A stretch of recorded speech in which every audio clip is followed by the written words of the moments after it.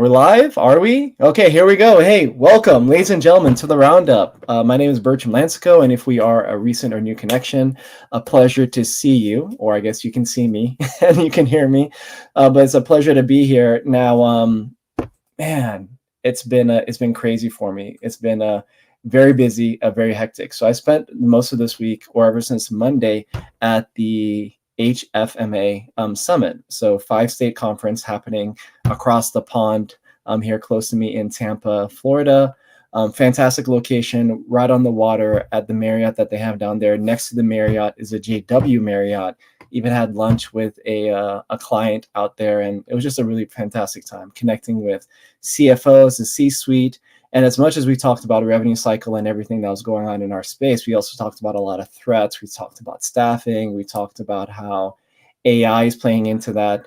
And AI, not in terms of what most of us may think, hey, it's a system coming in, but actually little systems or little, what they call them, bots, doing some of the work to help folks with more of the manual stuff that we're doing from a day-to-day to empower folks like yourself. I'm talking about the coders, the auditors, the CDI folks, and the clinical documentation people to allow you to really dive into the problems, because that's what it's really all about. We talked about change management. I mean, I can have a whole presentation about just some of the takeaways that I've had. Definitely going to have a post within the next week or so about that. Share some pictures, just share some insight. But I can tell you what you do matters. And for those of you that haven't even gotten started or thinking about getting started, we're going to definitely talk about that. But we started the Roundup, and myself, Bertram Lansico, I started the Roundup just more as a way that we can connect a lot better. I know that it hasn't been convenient for a lot of folks, and we're having a lot of people actually watch our replays. Why? Because they're working during the day, or they can't make time, or they have meetings, or you have, I remember when I was a corporate employee, I'd have lunch and learns. And when you have a lunch and learn, you can't necessarily just say, hey, I'm not going to attend the lunch and learn because I'm lunching and learning with Bertram. As much as I would love that to be, there's a lot of respect that we have to pay due to our employers. So I understand that. So I am going to be looking at having some evening times, and those will be announced. And of course, those events will be sent out, and you'll be able to see that. I think that's going to help out with our viewership. But at the same time, we're just going to test market that. But I still do have calls scheduled with speakers, I think all the way into April for now. So, we'll still have them during lunchtime, and we're just going to see what works, because we really have to look at what works for the majority of people. And I haven't really had a lot of complaints about our time, but I think, let's test market it, right? Let's really see what we can do in terms of engagement. But we definitely do appreciate you here. Some things in terms of confirming times and all of that, I wasn't too sure if I was going to be able to make it here or even be here today, and just things going on. So I appreciate you. 2 of the comments that have come through the platform so far from Christy and Stephanie, really appreciate each and every one of you for being here. You guys and ladies are avid attendees of the Roundup. And just as a little disclaimer, the platform that we're using is fantastic, but not all the comments will show up. So if I have time, or if I do remember, I'm going to go to LinkedIn to try to see if I have missed anyone, but definitely appreciate your comments and appreciate everything that you have here today. So I think if I can do anything, we can move things along a little bit faster today, because I want to get in touch with our speaker. And I also, just as a lot of you have a lot of things going on, so I think the faster we get started, it's going to be fantastic. Okay, so here we go. So as I mentioned, the Roundup is really a weekly meeting for us to be able to get together, network, learn more about our industry. I'll answer a question on the Ask Mr. B section, as well as just dive into some jobs and some networking opportunities, okay? Our mission at the end of the day is to help people get hired. And through that, we're able to do that through education, maybe through motivation, maybe even just people sharing their story. Last week, we had Refka. If you haven't seen it, you definitely want to go back and see that full episode on our YouTube. And it was just so inspiring. But I recognize, as I haven't shared the clip just yet, but I'm going to, is that Refka was thinking like an impatient coder, even though she's never, let's say, formally coded a day in her life. Like all the research that she was putting even into like what certification program she was going to take or education she was going to take, to then going on forums and answering questions. I mean, she stepped up, and I was like, and I recognized it. I think a lot of other influencers or content creators in our space recognize it, and that's what really led to her getting that iconic inpatient coding position. Also going through the education, she realized that that would really be best for her skill set. So it wasn't just about money and all of those things, really looking within as to what would be good for me and my career and what's good with my skill set. You know, when I looked at getting into doing something other than marketing, I found recruiting, and first thing I did was check with people that were doing well in the field and seeing how I can possibly have the skills. If I didn't have the skills to do it, believe me, I wouldn't be here today, because I did want to get involved in an industry that was really cyclical and, you know, just be another person or not have what it takes to really last or outlast the difficulties I was going to have. You know, no matter what you're doing, you're going to have difficulties. But yeah, she shared a story. So definitely look back. The replays are fantastic, and I call them gems. All right, I don't call them takeaways. And why do I call them gems versus takeaways or nuggets? Because, you know, you can find a nugget on the floor and you can throw it away, right? Or a stone on the floor and you can throw it away. But when you find a gem, even if you're not, let's say, a diamond collector, a gold collector, or a reseller of gold or fine jewels, what are you going to do? You're going to put it in your pocket and you're going to take it away, and you're maybe find the right person that it can apply to or give to, and or for them to give you back, or whatever the case may be, right? And that's what it is. I want you to really try your best to find as many gems as you can during our presentations so you can share with your network. You know, essentially the message would come down to a prophet in the olden days, and then the prophet would say, hey, this is the word from the one up high, and share with the people. That's what you're supposed to do. And maybe directing them to the roundup would be a fantastic thing that would help them in their search, but also just being that person that can connect. At the end of the day, what is a recruiter? You know, we don't really have the skills of, let's say, inpatient coders that we're hiring or helping companies hire, but we connect people. And you can do that too. You don't have to be a recruiter. You don't have to be in the staffing function. You don't have to be a hire manager, but you can say, hey, and Betty, I see in the comments, you do it all the time. Hey, reach out to this person and also reach out to Bertram. I don't mind being the second person. One day I want to be your first person, but you're connecting people and people remember that.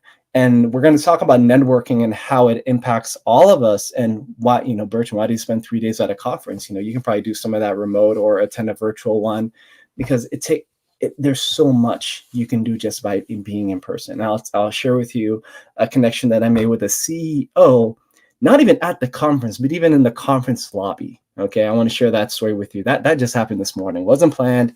A lot of great things. Okay, so pay attention, take notes, and let's get started. So today we're going to be talking with Trish. She's an expert witness, and she didn't start there. She started more, I believe, more on the coding side, then getting into some education. She's done that for a very long time, but now, like, being an expert witness. And I was attracted to Trish because she reached out to me after a speaking event, but actually she shared with me like a few paragraphs about her background and what she does. I'm like, wow, like, come to the roundup. That was like the first thing I said, and she agreed. You know, and you know, we're just going to learn about her and her story and all of those things. I'm going to share jobs and opportunities. We're going to go into an Ask Mr. B section, and we're going to have that candidate. I'm going to go back to the previous slide. Just as each and every one of you that are looking for a job and opportunity right now, as soon as you see this, right now, go ahead and share in the comments who you are, what type of position you're looking for, your location, because that matters a lot to employers and recruiters. And at the end, I'm going to go ahead and share those and just say, hey, if you're looking for this type of person, feel free to reach out. Feel free to reach out. We do have recruiters and hire managers that watch these roundups just for that section as well. Okay, I'm connected with a few of them. So please, if you're looking for a job and opportunity, and if you're open to it being open, right? For example, LinkedIn allows you to share that you're open for jobs and opportunities. Sometimes you need to go to the jobs section, and as you apply for a position or two, it'll ask you, are you open to sharing that you're open for jobs and opportunities, or do you want recruiters to see that? That is fantastic. LinkedIn also, this is the latest thing, listen up. LinkedIn also has an algorithm. If you post your resume, or if you show job searching, how can I say, characteristics on LinkedIn, it's going to pop up on the back end that recruiters can see. So putting your resume, for example, on your profile helps. Applying to jobs on LinkedIn helps. And that can be good because a lot of the recent internal recruiting that I've done has been to reach out to very high level skill set people, but LinkedIn essentially showed them as, hey, Bertram, you may want to reach out to this person because they have a high interest in looking for jobs and opportunities. LinkedIn already has cracked the algorithm. That's how they're using AI on one function that I can see, right? Because you need something that's going to show or track how that is happening. a lot of things happen on LinkedIn, ladies and gentlemen, and that's why we're here. Okay. If you're on YouTube, no hate to YouTube, but this is more for professionalism and networking professionally. It happens a lot on this program. So I just want to go to the comments really quick. Jessica, it's your first roundup. Welcome, and thank you for being here. Stephanie, you've commented many times that replays are so beneficial. I don't probably do the best job as showing nuggets or gems from those replays, but they are fantastic, and we have them all from entry-level coders to compliance, from like 3 or 4 different professionals to entrepreneurship with Leslie. I mean, we're going to be talking to like educators. We have a lot more coming up on the roundup, so stay tuned. Okay. And Jessica said that she will check them out. Thank you so much. She said, you're welcome. Where is Betty? Betty, I saw you here. Hey, y'all. Appreciate you, Betty. Love you, Betty. Thank you for checking in. And Betty's based out of Florida. And I'm telling you, would you know that Florida actually has a lot of people that are from the South? And you wouldn't think about that. When you think about Florida, you're thinking about like beaches, warm weather, I don't know, bathing suits, bikinis, and flip-flops that we have a lot of everywhere, Crocs especially these days. But we actually have a really big Southern influence, cowboy influence, I would say. And why is that? Because there's a lot of farming and there's a lot of land in Florida. The middle of Florida is huge farmland. If you ever go across Florida or just drive across Florida, you'll be surprised as to the acreage or farming that you'll see. We spent President's Day weekend at a ranch, doing camping with the kids as a part of a group that we're a part of, and it was fantastic. And they talked all about the history of Florida. So, you wouldn't assume that Florida is South just by its location, but we actually definitely have a very big Southern influence here in Florida that I appreciate for all the love. The comments just keep on coming in. John is checking in. Hey, John, he said, I prefer to code in the cold. Well, hey, you left Florida, but you're always welcome back. But we really appreciate you. And that's why conferences is nice, because it allows you to travel to some of those locations and do something. So, okay, cool. So today we're going to learn more about being an expert witness. I want to go ahead and introduce Trish. So Trish has been the president at MedBooks for quite some time, as well as she's also been an editor in the past for the American Medical Association. So I want to go ahead and bring her to the forefront. Thank you for being a part of the roundup. Trish, how are you doing today? Hi, fine. Hi, everybody. Hello, hello, hello. And apologies, my sinuses are kicking in. I have an oak tree in my front yard, and it is bright yellow. And that's not a good thing for us sinus folks. But you know what? Over the next week or so, especially if the rain starts coming in, it's going to help out a lot to wash out that pollen. But Trish, how are things in Texas? How's the weather? The weather is a little overcast, but it's going to be in the 80s today. So nice. Good. Yeah. Nice. And I think the things are big in Texas, as well as the insects. They keep on telling me. So we have a lot of them, especially mosquitoes here in Florida. What swampland, right? It used to be a lot of, but it's fantastic. So thank you for being here. Now, I want to get started off because we connected after a symposium that I did for a chapter in Texas. And I was surprised because I was like, hey, I'm going to have the speaking gig, maybe 50 or so people. They had close to 200 people on this, or I think over 200 people. And you're part of that, and you reached out. So thank you for being here on the roundup. How did your revenue cycle journey start? Way back when, not dating yourself 20 years ago or so, but way back when. How did you first get started in the revenue cycle? I landed a job at the American Medical Association. I'm from Louisiana, but landed a job at the American Medical Association working with a book called the AMADE. That's the drug evaluation book. Okay. There were 14 or 15 of us, and our job function was, I'm taking you way back to the 80s, early 80s. The job function was to, how you have like inserts that go into pills, and you'll get a pill and there'll be an insert that tells you the ramifications of the pill, the indications, the contraindications. Our job was to take those and turn them into English so that the average consumer would understand what was involved. And that gig, it was a temporary gig, and it lasted from approximately September through December. And at that point, the function was over, and they decided out of the 15 or so people that were working on that particular function that they were going to only hire 2. And lucky for me, and I guess based on my personality type, the people that had been hired were editors and journalistic people and English Hmm. majors. And I was not that person. I had majored in chemistry and art and chemistry and art with a minor in psychology. So I wasn't really good at English. I didn't really enjoy the class, but I really cared. And if I didn't understand something about the medical insert or the drug insert, I would go ask the scientists. And so Mm. it was because I was inquisitive. This is my take home, because I was inquisitive and because I cared. I cared about making sure that patients understood what was involved in the drugs that they were taking. I'm Mm. assuming that that was enough to get me the job offer back then and be one of two people out of 15 that got to go forward. So you're telling me probably one of the tactics for you, and maybe it wasn't a tactic at this time, but you took genuine interest in your job and you were open to asking questions, you're open to reaching up and not treating it like a contract position, because that's what happens to a lot of folks. Hey, it's a contract position, I know my time is due, so I'm going to spend more time looking for the next job or the next opportunity, the next contract. But you didn't treat it like that. You treated it like, hey, this can be fantastic, and that led to you being hired for that company. Right. And the thing about it is for me, when I'm in, I'm all in. And it doesn't Mm. matter if it's for a day or if it's for years, right? I Mm. knew that the job was temporary when I was initially hired, right? Good. But it didn't matter to me. I was still going to make the investment and be all in. And I think that shows to an employer.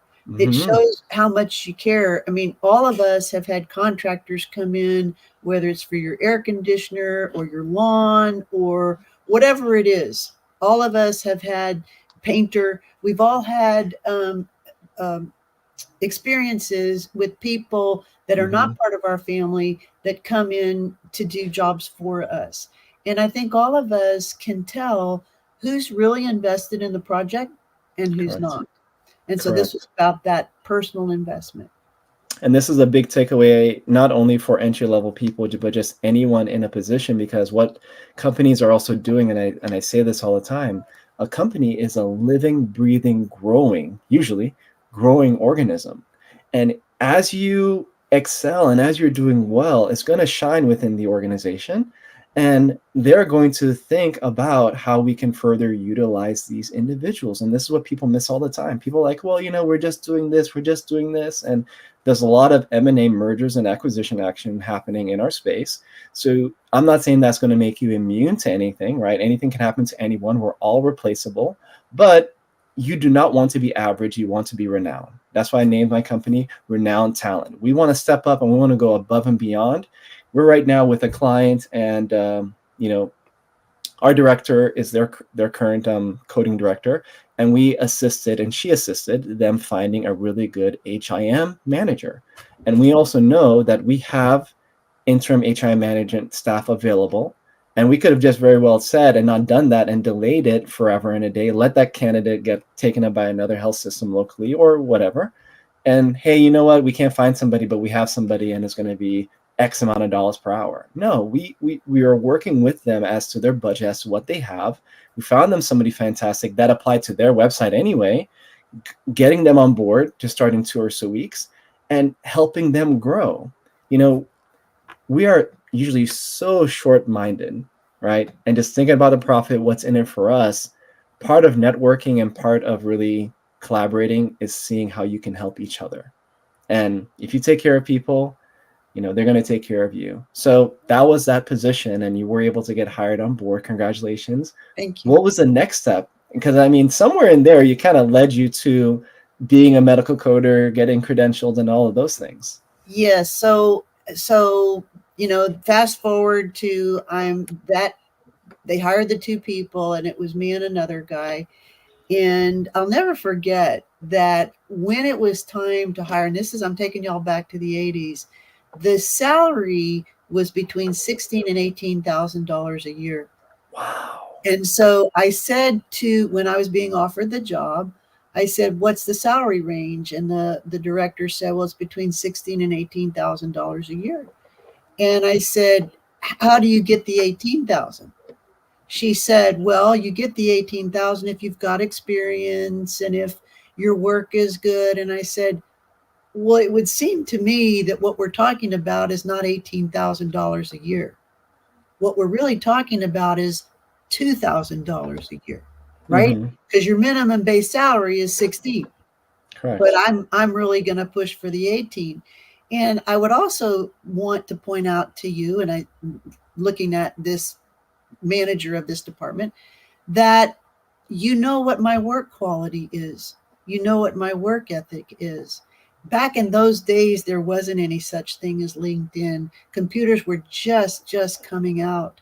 And I Correct. said to her, if you have to apply or solicit resumes for this job, think of the cost to you. You're going to have to review resumes. You're going to have to interview people, and your Mm-hmm. time is worth money. And even True. at that, whoever you get to fill the position, you won't even know anything about their work ethic. So Mm-hmm. it's a stab in the dark for you. And I would think that by the time you place an ad in the Chicago newspaper, etc., it's going to cost and interview everybody. It's going to cost you more than 2,000. $2,000. That's And right. she said, "You're right." And not only did she give me the $18,000, but she also gave it to the other guy who was very, very shy and who had not spoken up for himself. My point Mm. here is that it politely said, and keeping in mind the needs of the employer, I was able to not only satisfy what they needed, but also satisfy a raise for myself. From there, after that job ended up terminating because they had gotten all the drug evaluations that they needed, there were Mm-hmm. job postings at the American Medical Association, and one of them was in the medical coding department. For those of you who are Mm. medical coders, you'll remember that CPT, or the mandate of CPT, was started in 1984. And there was a Wow. 2-year phase in. It was from 1984 to 86. Doctors and other providers were given the opportunity to, bring their systems, if they were using computers, or bring their staff up to speed on the use of medical coding. And so that was an opportunity that when I applied for that job, there was only one other person in that department who was considered to be an editor of the CPT book. And so between myself and this woman named Charlotte Fanta, who is now deceased, we became editors of the CPT book. We had to answer. I answered in 6 months over 7,000 written inquiries. And in those days, I didn't have a computer. They were typed inquiries. And so Wow. but honestly, to be honest with everybody, I did not have instruction in medical coding at the time. I was at the Mm. University of Hard Knocks, but my inquisitive nature constantly went back to Charlotte Fanta. And I said, what does this mean? What does this mean? I'll never forget, on one of my first days on the job, somebody called and said, how do I code for a blood draw? Well, as you all know, there is an index in CPT. So I thought, oh, that'll be simple. And so I'm looking in the index under B for blood draw. There wasn't anything. And what I learned very quickly was blood draw is synonymous with venipuncture, right? And so that's how I learned about CPT. I learned from Hmm. from the questions that so many people were asking. I understand. I understand now. So I got it. Hopefully the audience got it. So you didn't essentially learn from doing the work of your employer. You learned from the questions coming in and you applying the research. Revka last week talked about it, applying the research. And the nice thing about doing research, or let's say teaching, is that you have to learn it twice. You got to learn it for yourself, and then you have to learn how to educate somebody else on that process, and that's the second time, right? It's almost like we tell our kids, what do you need to do? Write, read it, say it out loud. That process essentially, you know, from learning from a coworker, or the inquiries or the queries that you are getting, and answering those queries so you can write them out, type them out, and learn from that. That's correct. Wow. That's correct. Wow. Yeah. And Yeah. that's a nice thing, like Refka talked about last week as well. She was answering a lot of coding questions and trying her best to research coding questions that she saw online, and answering, and also open to getting that feedback, but then learning from each and every one of those. So, Yeah. Yeah. fantastic. And then what was the next step after you were doing that for a little while? So I started in the AMA coding department in 1984. And by the time 1985 and 86 rolled around, I said to my boss, my then boss, and I'm so excited because I have this great idea that I think is going to revolutionize the coding department at the American Medical Association. And I said to him, you know what? We need to start teaching this stuff because nobody gets it, right? Mm, And there's a direct link between how much money a provider makes and how well they know how to code, right? correct. Still And to this day. for the ladies out there, he rolled his eyes at me. And that is like the worst thing a man can do to a woman, because what it does is it makes her so set. You don't think this is a good idea? I'll show you that it's a good idea. I call this, or we call this mama bear syndrome. Mama That's bear what steps it up, is. whether you have children or not, respectfully, but mama bear comes out. Okay. That's what it is. And so when he did that, I thought, okay, you're not interested in this. And so honestly, for all of y'all, back in those days, you could collect Coke bottles and beer bottles and you could return them for cash. So I had done that. I had made a public service announcement on the radio and said, if anybody has Coke bottles or beer bottles that they don't, that you've been collecting, but you don't need them, I'll come get them. And I had made $1,000. And to me, $1,000 in 1985 or 86 was like, I don't know, I felt like I had won the lottery. And I used that $1,000 with a friend of mine, and we started a company at the time, which was called Professional Education Workshops and Seminars. The goal of which was to provide seminars to people on how to use the CPT book. I was supposed to be the one that did all the business function of that particular company. And one day, and so this person and I had gotten together, and in those days you didn't have social media. So when you advertised for a seminar, you were advertising via brochures. And the way that you did that was you put together your brochure, you went to a printer, they typeset the brochure, you were supposed to read it for typos, you gave the green light, and then you went into the printing process. And we did that. And then we would sit in the living room, and I don't know how many of y'all have done bulk mailing, but you separate all the addresses by zip code, you take them to the post office, and because a lot of the work of the post office is already done, you get a discount on the mailing. And so we did that, but what we didn't do was carefully read our brochure, and it ended up being that there was a typo in one of our brochures. And it said that we were going to be in Atlanta, let's say on a Thursday, when the truth was we were really supposed to be there on the Friday. And so at the end of Wednesday, that particular week, I got a call from a dermatologist who was furious.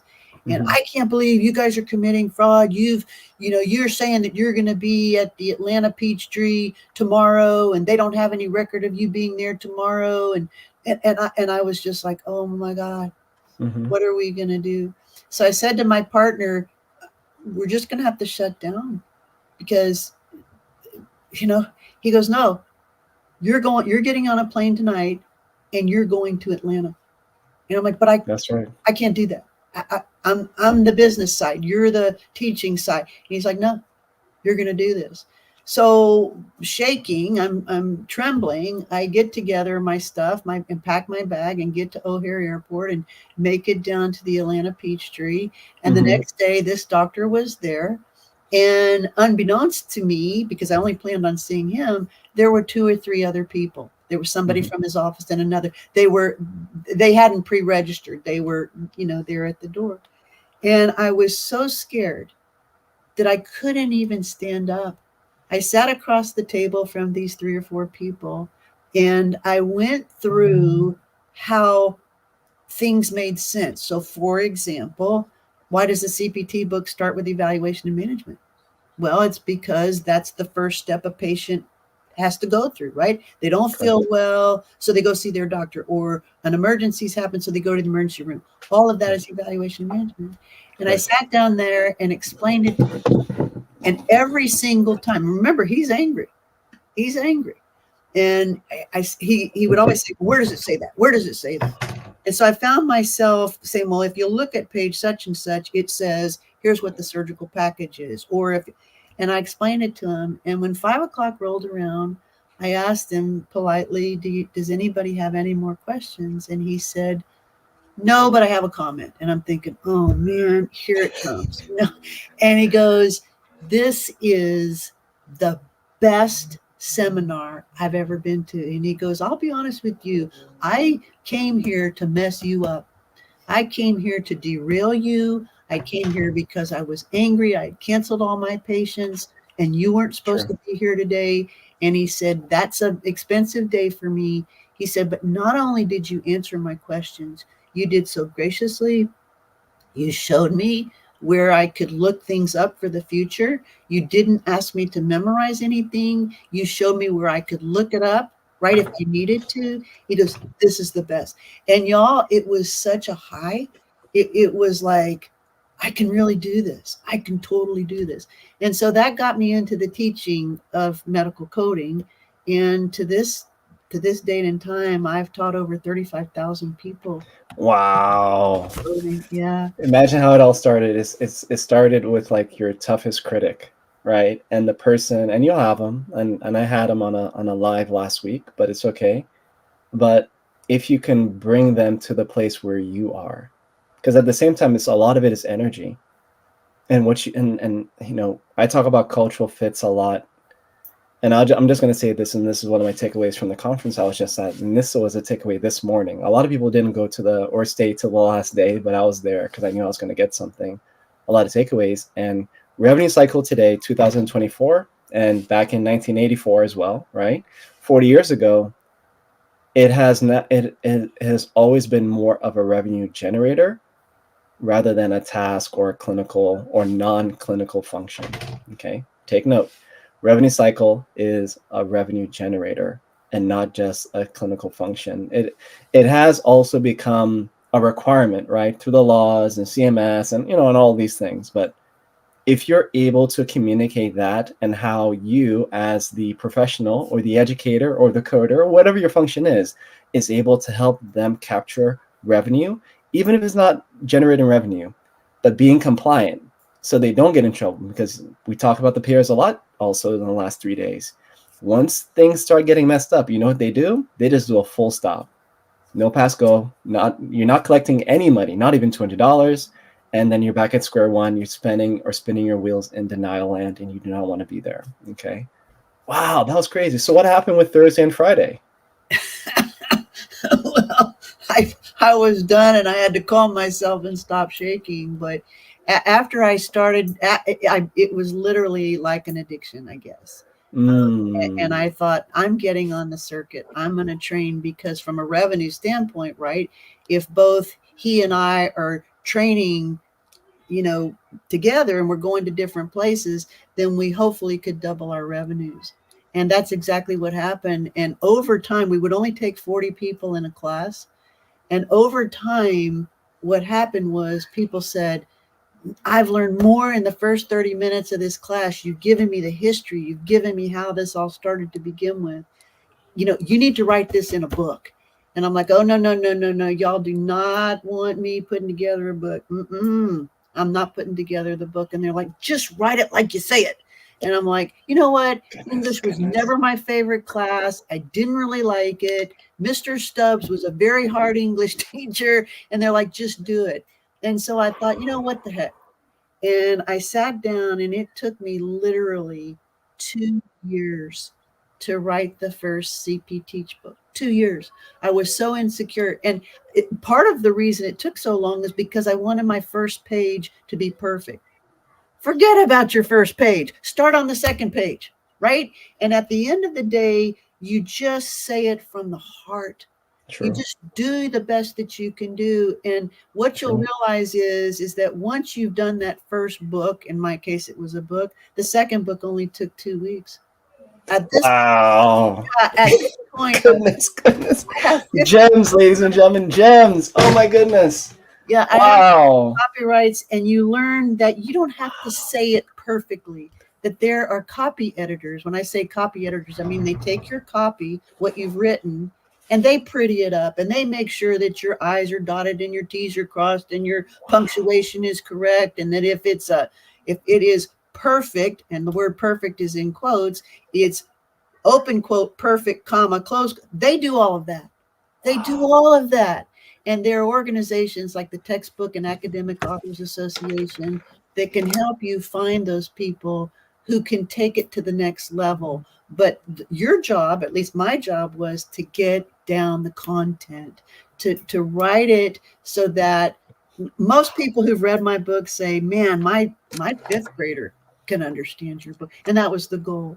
And so that the book was produced. We produced it until 9/11, and it was in 900 colleges, universities, and technical schools back in the day.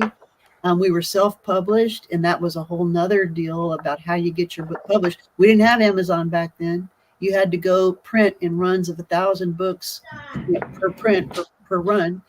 And but we did it, and we got the book out, and colleges and universities used it, and that's how it got out. That's how it got out. Trish, how inspiring that it was out of your skill set, but first starting from when your partner pushed you to go and you need to be there on Wednesday, and you showed up, insecure, lack of confidence, but you spoke from the heart, you shared your story, and you tried your best to meet your clients at where they're at. You listened to what your clients were saying at the seminars, to you need to do this, you need to do this, you need to write a book. Then, as I shared the slide earlier, she still has that company, Med Books, that she's been running from around the time, right? Around 1984 or so, maybe 1985, around that time, listening to the audience and serving them, and not necessarily getting caught up in the insecurities as myself. I gaffe a lot on text, on social.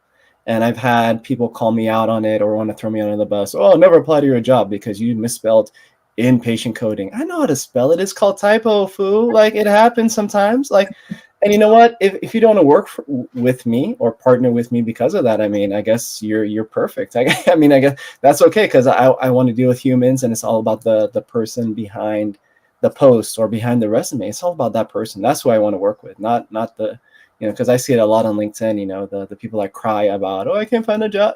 I'm not talking about coders. I'm talking about like the people that are every year they're in a situation and they're crying out to the world, when we can see the trend is them, not the employers or not the industry, But wow, you just stepping out of your comfort zone, and ladies and gentlemen, catch those gems.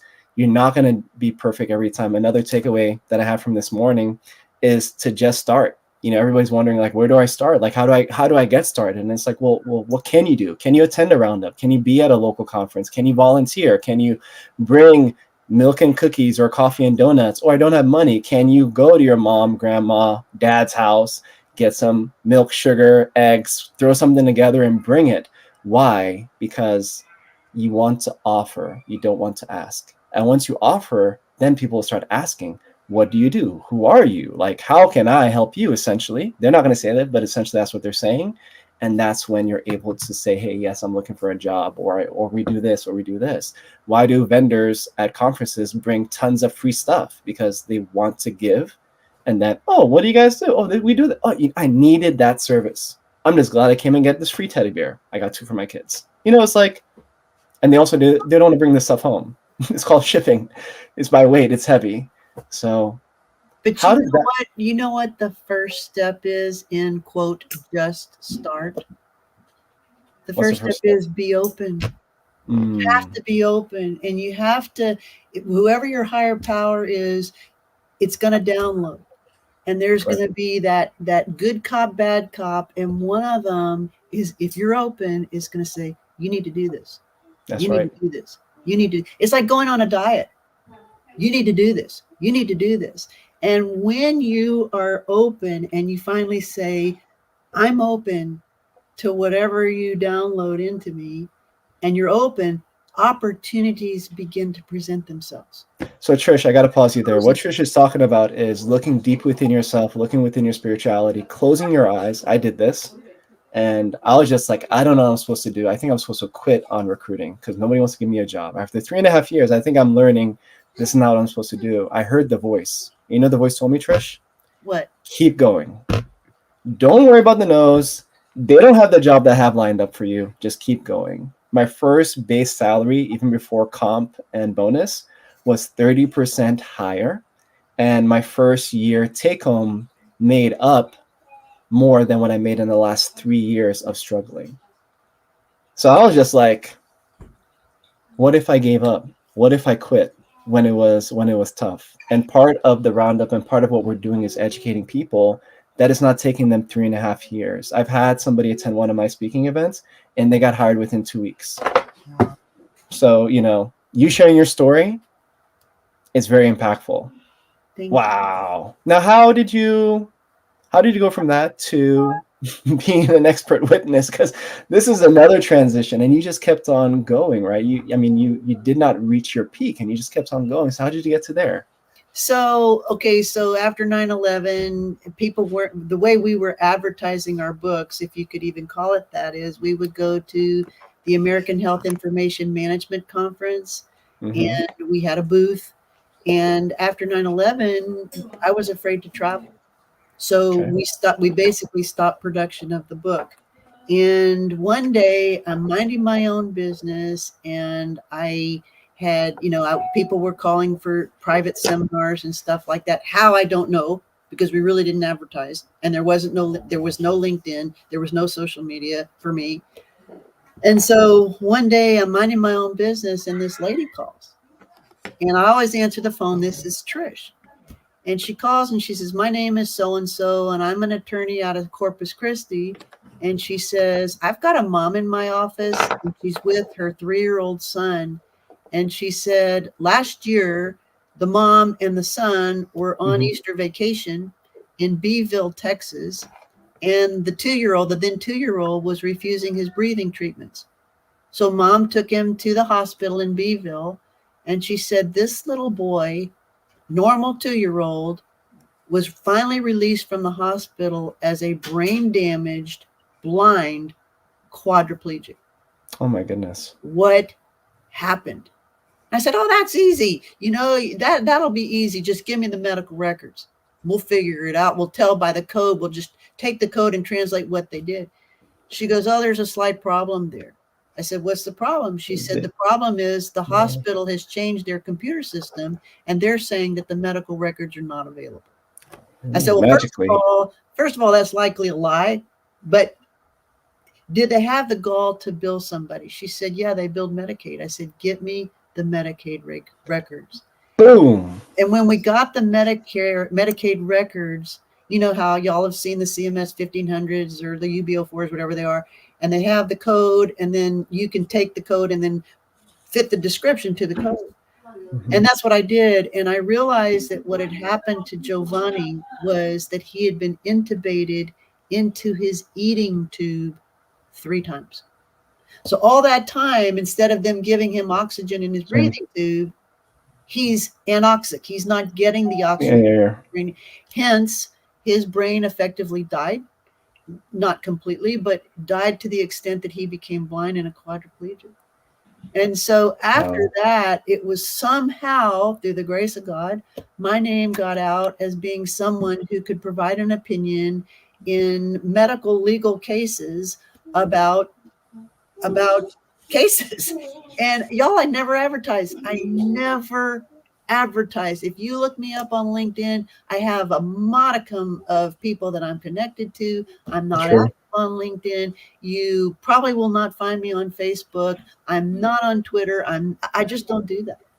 And so the fact that our name or my name got around, and then in approximately 2015 or 16, I got another call from an attorney in Dallas who said, I'm working on a case, and this case is a accident and injury case. And I would really like it if you would agree to look at this case and tell me 2 things. Number 1, did the providers who treated the plaintiff, did they bill correctly? And number 2, what are the procedures that they did really worth out in the marketplace? And so I thought, well, I'll just take a stab at it. And since then, that was my entree into the world of being an expert witness. And since then, the business has just taken off. We are so fortunate and blessed. Yeah. We don't choose a side. Most often we are hired by the defendant, but we would just as easily do work for the plaintiff, because what we do is we stay in our swim lane. We Yes. report the facts. I'm not for you or against you. But if a provider is, for example, here's an example. The other day, one of the providers billed for 8 services. 4 of the 8 services were deleted in 2013. How can I provide a value for a service that was deleted 11 years ago? And it makes you wonder, if that's how this provider billed this plaintiff What in about? the legal case, how is the provider billing his regular patients? Right? What's happening to that revenue cycle? Are they just getting that EOB and not even looking at it and not even seeing that these 4 services are not reimbursable? And as much as we, yeah, and as much as we throw the payers under the bus, we have to also realize they're also getting billed for a lot of this. We call it, or they call it, medical waste, and Yes, really, that's a deep dive into compliance education, yes, and that's why we need to work with. We really need to bridge the gap between clinical and non-clinical. We need to break down the wall. We need to see what they're doing. They need to see what our non-clinical people are doing, and we need to bridge that gap. But it's very siloed. The opening of more outpatient acute centers doesn't help because they're standalone and they don't talk to anyone. It sends stuff electronically. But I do want to share a little gem here. Can you, ladies and gentlemen, realize that a lot of the expert witnessing and researching, again, that Trish is doing goes back to her very first, not even job, but contract position, that she was asking questions and following the path. What I love about medical coding and revenue cycle is that it's a cycle, but you're also able to follow where things go and not being for a side. Like even for us at Renown Talent, we are not for a side. We are by the book compliant. If we can find additional services that the team should be billing for, fantastic. But if not, or if the opposite, hey, you shouldn't be doing this, somebody needs to speak up, because once, you know, people get in trouble, that's when it's not good for anyone, and you need to be that voice. And I know some people have left jobs because of that, but wow, that is so crazy, and you're changing lives. well, here's And another example, Bertram. uh-huh. There was a time when MedBooks was obviously selling CP Teach, which was the book that I had written, but we Mm-hmm. were also selling tangential products like the HCPCS book and CPT book and stuff like that. So one day I called, my dad was a physician, he was an orthopedist. One day I called the office next door to my dad's office. And I spoke to this woman and I said, "Hey, you need a HCPCS book?" And she goes, "Yeah, why don't you put us down for 2?" And I said, "Okay." And I'm taking the order. And she goes, "What are you doing these days?" And I said, "What am I doing or what do I want to do?" She goes, "Well, either." I said, "Well, let's go on what I want to do. What I want to do is I want to start going into doctors' offices and finding missed revenue." She goes, "Well, why don't you make us an offer we can't refuse?" I said, "No, no, no. You make me an offer that you can't refuse." To be honest, I would have done it for free. I Free. just Yeah. wanted to go through the process and see if it panned out into anything. So she said, "Okay." And she made us an offer. And we went in. Now, this is orthopedics. So for anybody who knows orthopedics, there is a code 20610, which means injection into a major joint. And Okay. what I discovered that was that every time they billed the 20610, they were not billing for the drug that they had injected. The price reflected the injection and the drug. They were billing it at $250, but they hadn't coded it so that the computer could understand, well, here's the price for the injection, the procedure, and then here's the price for the value of the drug. And Mm-hmm. so I had 2 of their staff member. We amended all of those claims. We resubmitted. And then there was another procedure. There was a radiology code that had been deleted that they were kept submitting the deleted code. And then the third mistake they were making was on neck braces. On those 3 procedures alone, after amending everything, we refiled in 2 weeks $1,350,000 that Did they this pay? office had just said, we'll never get. And of course, the complaint of the doctors was, we're working harder and we're making less from the third party payers. Maybe that's true. But it's also true that if the coding was not correct, it's not that you're having to work harder. It's just that your coding is not correct. So how can you expect any third party payer to pay on stuff that's deleted or that's just not correct? Lead with education, lead with compliance, find the right team member. And little nugget, ladies and gentlemen, Trish just shared, what did she do? She didn't apply or reach out to the big hospital down the street, dad's practice or connection, the person or that office right next to it. It was all within her network.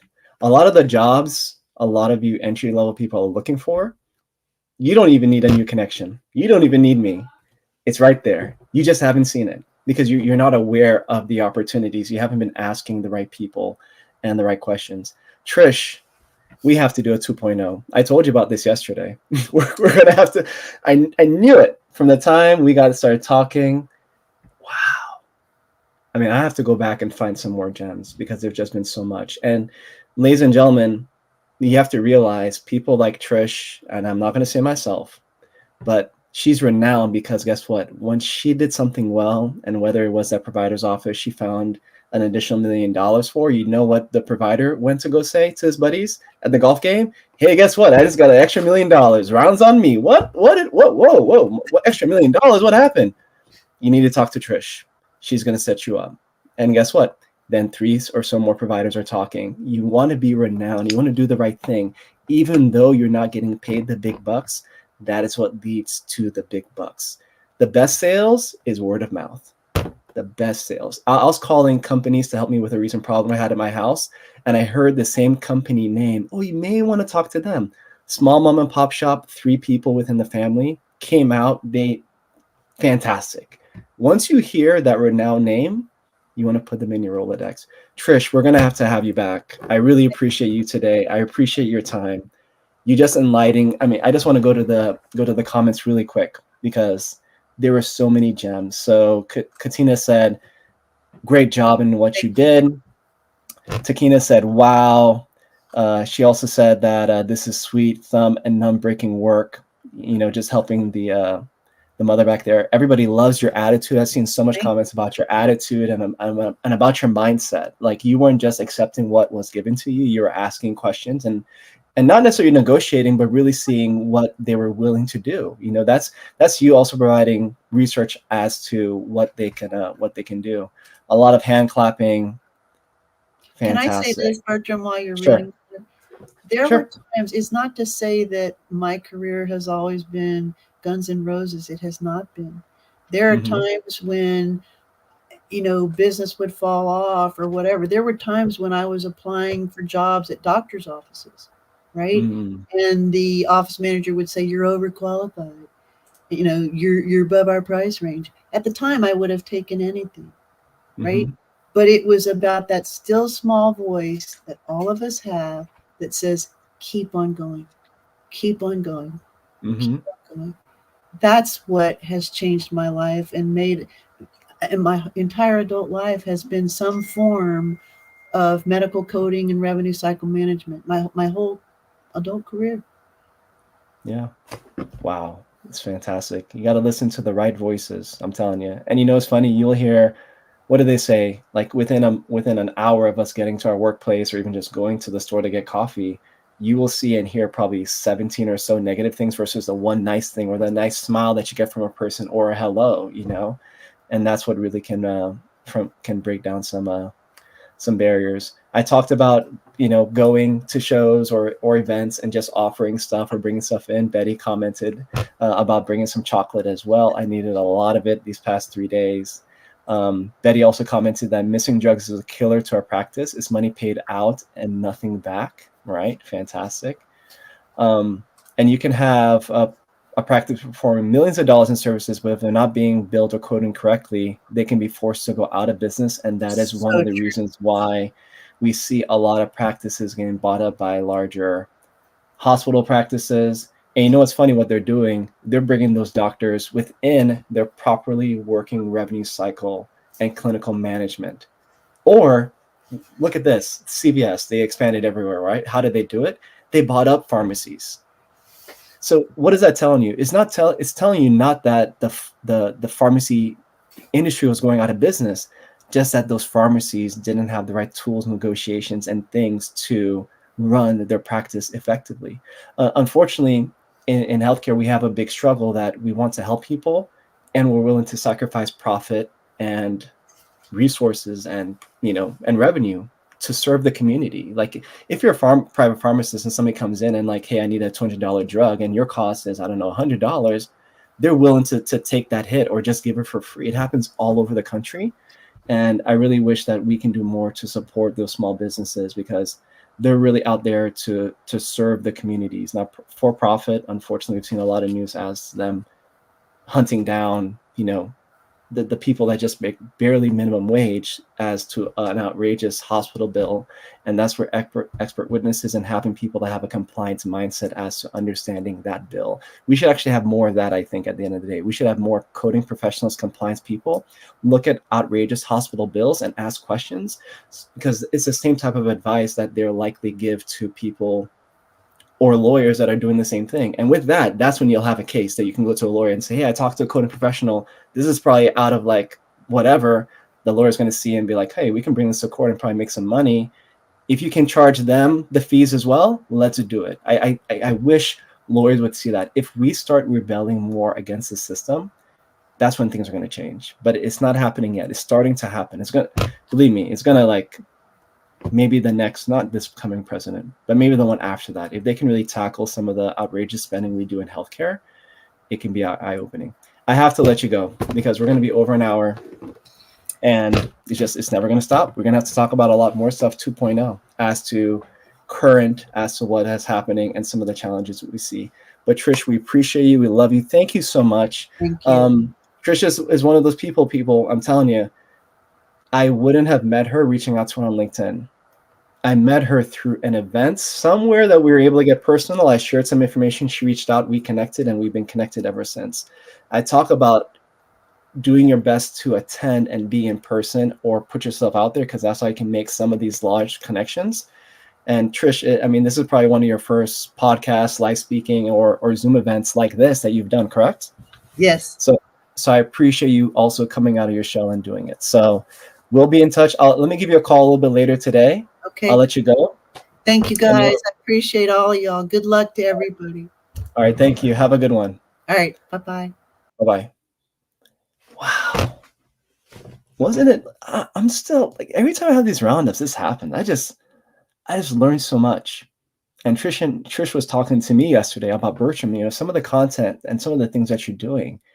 You can help people, and it's not that it has to be like for profit or whatever, but if we also don't start putting things in a way that people can access or get access to them, how can we really help the market? Like, she challenged me, I was just like, hey, let's just have a call about the roundup. And she was challenging me, like getting my wheels spinning.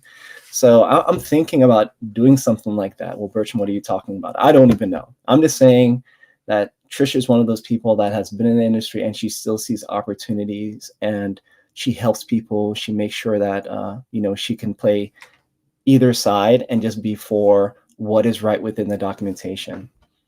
Man, so powerful, so powerful. So I want to touch on the jobs really quickly. The same ones from the last roundup. So if you've seen them, it's perfectly okay. So we have, the risk adjustment coding specialist, if it's still open, as well as the other one with, wow. I'm not trembling, but I'm very close to it. It's just so powerful. It's just so powerful. So we will continue on the next slide. So what is networking?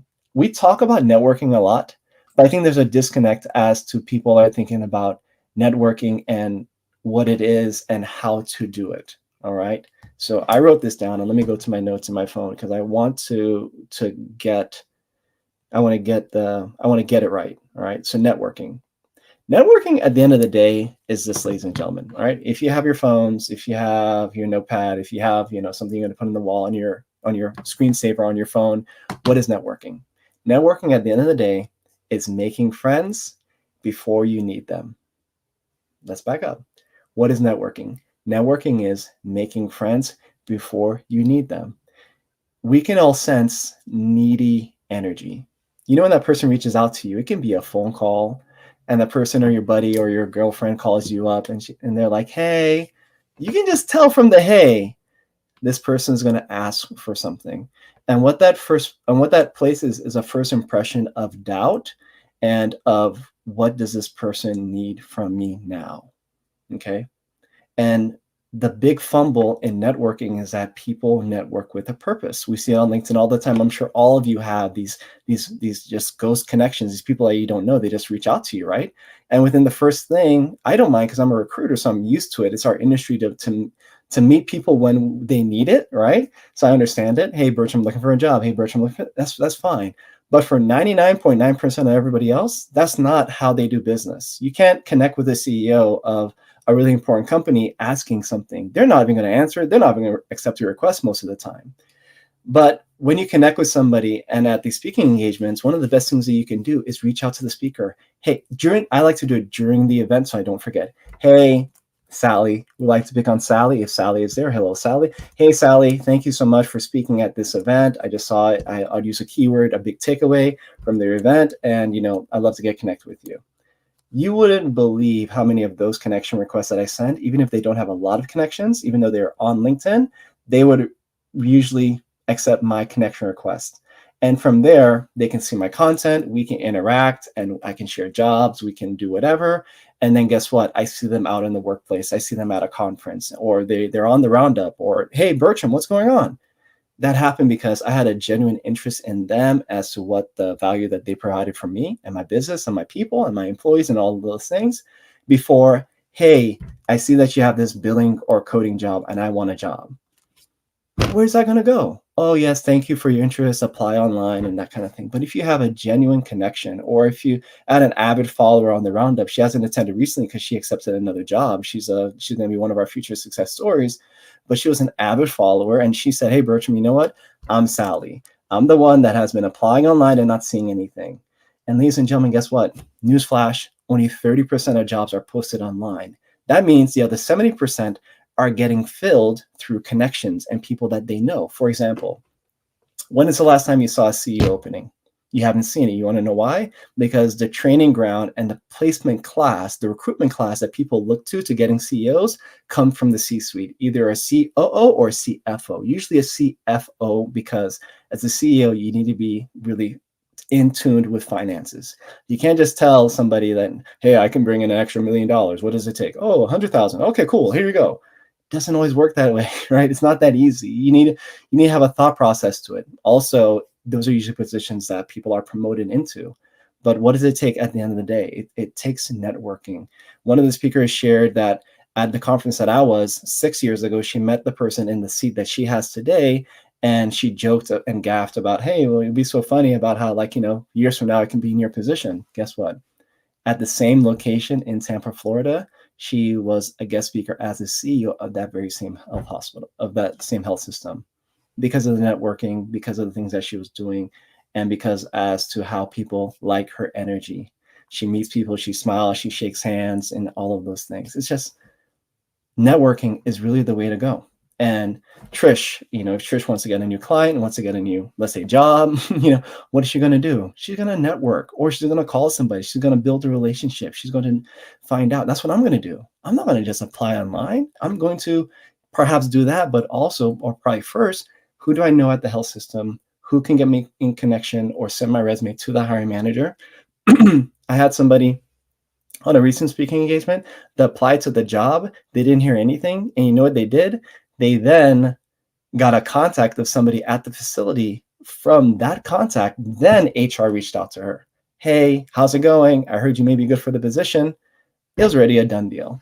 It was already signed, sealed, and delivered. So what is networking? Networking is getting connection and building value and making friends before you need them. If you're only networking with the purpose to get a job, you're missing the point. We need to provide value. We need to plant a lot of seeds before we can reap the fruit. That's really what it is at the end of the day. Okay. So if you haven't heard, that's really what networking is all about. Making friends, right? Smiling, shaking hands. Hey, how are you doing? Knowing people by name. all of those things. Hey, you have an event, you have a book, you have a, participating, taking part, showing value. All of that is really what networking is at the end of the day. Okay. The talent showcase, I know I have some of them. We have so many comments. I'm going to get to them in a minute, but we have so many comments. I just want to go through this really quickly for the recruiters and hiring managers that may that may attend. So we have this contact here, is in Dallas, Texas, looking for an inpatient coding position, has the CPC and CCS, and probably some more recent experience as billing coding specialist, also risk adjustment coder. So thank you so much. Let's go. I'm getting to it. So Katina, thank you. Also in Texas, looking for an investigations or auditing denials position, has epic experience and profi coding roles. We have Jessica from Greenville, South Carolina, looking for a coding position, has a CPCA, studying a lot with emphasis on the medical, password certification, and about to take the Excel test. This is important, employers and recruiters. You want to know why? We can hire some of the best people, but they may not have the skills to even know what an Excel spreadsheet is and how to use it. And I always share the story about this one coder that I knew, and I got them the position. All they needed to do and know was Excel, but they didn't have Excel. We still got them placed a little bit later, but it was really heartbreaking that they didn't have the skills or the soft skills needed. They knew the coding, passing the test, interviewing, done, passed, like good. They didn't have the Excel. So I'm really glad to hear that you're taking those into consideration. You're developing yourself, because in the workplace, what do we use? A lot of Outlook, a lot of Messenger, Teams, whatever it is, a lot of Zoom, a lot of Excel. We use these things on a daily basis. We use Word. I use Word daily because of resumes, right? So this is fantastic. We have this contact in South Carolina, has a CPC and CRC certification, 1.5 years of experience as a risk adjustment coder, and started training for the CCS. I appreciate you for doing that, sharing your information on the roundup, because you're not just like standing there waiting for that job to come to you. You're further developing, right? Rivka shared a lot of that as well. I don't know when I'm going to stop talking about Rivka, because she's just such inspiring and getting everything that she did within 6 or so weeks in her job search. We also have Stephanie here, an avid follower of the roundup. I'm just going to give you a little highlight right there. Looking for a billing and medical coding position, has been a student and interested in a part-time position in the field. Okay, so she's already putting those feelers out there. And we did share Jessica's information. And yeah, I'm going to go to some of the more recent comments. And as I said, I really appreciate you. I'm sorry if I missed any of your comments. Here we go.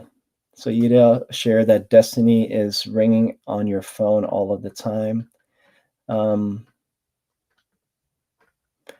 We just have some great comments. We have Katina saying, thank you for being the next voice of confirmation to keep it going. You have to listen to that voice. Do not listen to the naysayers. Do not listen to the family, the loved ones, and the people that you care about. They may not see it for you, right?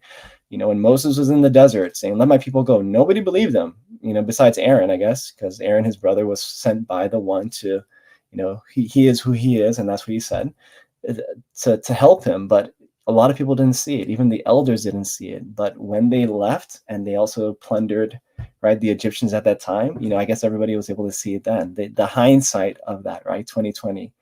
But yes, we're definitely going to bring Trish back. We're going to have a lot of our speakers back, but probably in an evening session, because I really want to test market what an evening session might look like. I know that we're going to have a huge turnout, so that's going to be fantastic. More details to come. Hang in there with me. Katina said, do they have to volunteer for auditing? And I think what you're talking about is, if somebody wants to get into a certain position, should you volunteer for auditing? Absolutely. If you're a coder and you want to get into auditing, you apply for an auditing position, and what's going to happen? Do you have auditing experience? It's back to square one. What do you need to do in your current position? If you can, start auditing, or take the privilege, maybe ask for forgiveness afterward, and start auditing some of your coworkers with their permission, and then showing those results and having those results, or finding a template from one of the compliance subject matter experts in our field as to how you can do that. I think it's better to ask forgiveness first than ask for permission. Okay. There's just so much. Betty also shared that YouTube has great videos on Excel. And if you're a LinkedIn Premium subscriber, you can get courses. There are also some courses on LinkedIn for free. So Remember, free is free. Probably if you pay a little bit more, you can get a lot of in-depth. I also would recommend just getting directly connected with Microsoft. Microsoft can sell you a student version or whatever of the Office suite, and I think it's for me, we pay what, $12.50 per user, and it gives us everything, and we can download it on multiple systems and computers. And they have a lot of content and educational resources at Microsoft as well. I'm not saying it's the best, right? But in terms of a streaming service subscription versus that, if you're looking for a job, it's probably a lot better of an investment. So next roundup is going to be next week, Wednesday. We're going to have Kimberly J. Williams. She's definitely an influencer and somebody in our space. She's going to help talk to us about bridging the gap between compliance and auditing, or if somebody's looking to be a biller coder and then get into more compliance auditing and education and everything that she does. It's Bertram here. I just appreciate each and every one of you. Trish was just like fantastic. I appreciate the stable viewers that we've had during the day. I know it's not easy, but you know what? We're just going to keep it going. So as we say each and every week, be renowned or be forgotten. And I look forward to seeing you next week or on a future roundup. Please watch our replays. There's just so much great content on YouTube. That's at Renowned CEO. I'll usually have the links on the snippets of the roundup. And yeah, I'm going to talk to each and every one of you in the near future. Thank you for attending. Have a good one. Bye-bye.